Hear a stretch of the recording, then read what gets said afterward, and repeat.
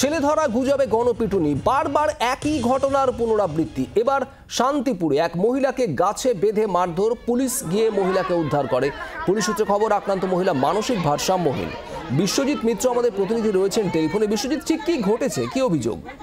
দেখো, নদিয়ার শান্তিপুর থানার গোবিন্দপুর উত্তরপাড়া এলাকাতে এক মহিলাকে সন্দেহজনক ঘোরাফেরা করতে দেখে স্থানীয় বাসিন্দাদের সন্দেহ হয় এবং তারপরেই তাকে ছেলে ধরার সন্দেহে গ্রামের যারা মহিলা আছে তারা তাকে বেঁধে ফেলে গাছের সাথে এবং তাকে ব্যাপক মারধর করা হয়।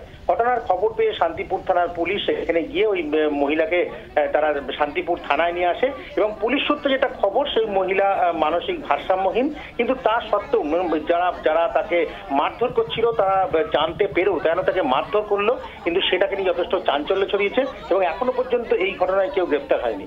শুভদীপ। ধন্যবাদ বিশ্বজিৎ।